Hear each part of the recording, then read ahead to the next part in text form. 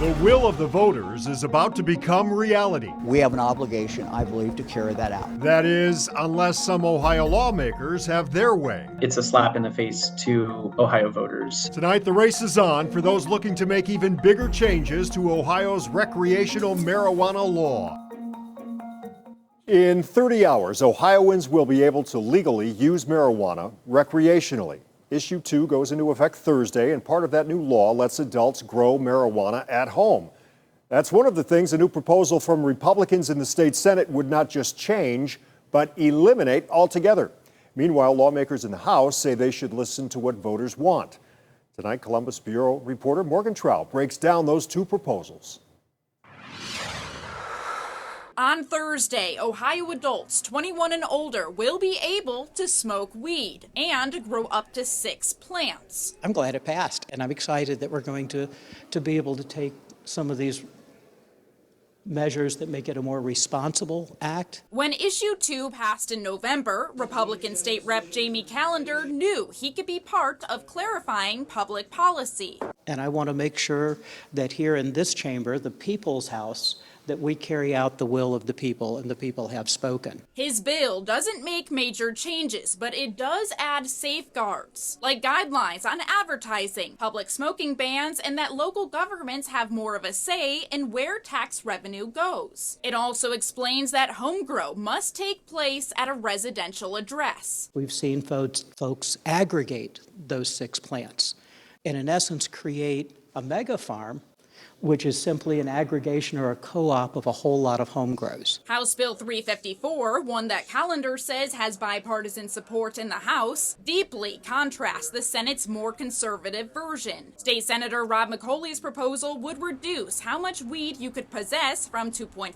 ounces to 1 ounce. It would make weed less strong by limiting THC levels to 25% when the minimum was 35%. It would make it more expensive by raising the tax from 10 to 15%. And the legislation eliminates home grow. Opposition has been all around the black market. It's been around how do we keep these plants from then being transferred and sold illegally. After facing backlash, McCauley assures he isn't going against the will of the people, since he disagrees that voters really knew everything they were voting on. I think what the voters really voted for would have been access to products. And if the two chambers don't reach a compromise, the House can just block the Senate version. I'm okay with just letting the initiated statute go into effect, which is a pretty strong bargaining position to be in, because if we don't...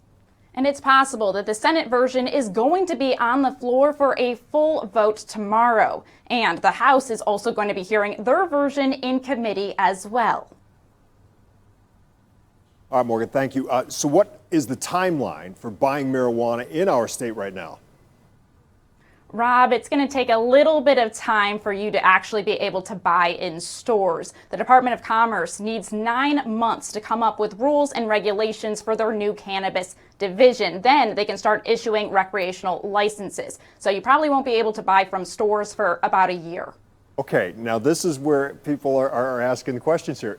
If dispensaries won't be up and running for about a full year, what's the rush right now to get all these bills forward? What's the push? Rob, have you ever heard the phrase, it's hard to get the genie back into the bottle when it's already out? Well, that's what they're worried about. Tomorrow is the last day that lawmakers can edit Issue 2 before it goes into effect. Now, if you're somebody who wants to home grow, you can home grow for 2 weeks, and then all of a sudden the government comes in and tells you you can no longer do that. Well, lawmakers feel like citizens won't be too happy with that. And it is the Senate that is trying to eliminate these provisions. So these lawmakers are trying to do that before the public starts doing things that they don't like. There's a lot going on there, and it will continue to go on. Morgan, thanks for all of that. The bill that Morgan said could pass the Senate tomorrow, the one that could eliminate marijuana home grow, had its second hearing in committee today, with a long list of people testifying both for and against. This bill would make an adult use program in Ohio exceptionally uncompetitive relative to Michigan and would continue to drive thousands of consumers and millions of tax dollars across state lines. I think the whole focus not ought to be about who's making money, what state people are driving to, but what is needed to protect public health and safety based on the best science. For the illicit market to fail, the regulated market must thrive. Again, there's a lot going on. The chair of the committee promised before today's hearing that the voices of Ohioans will be heard. News 5 has been following through on the impact of Issue 2 since before the election. We will continue to do so as this law is implemented and potentially changed both on air and online.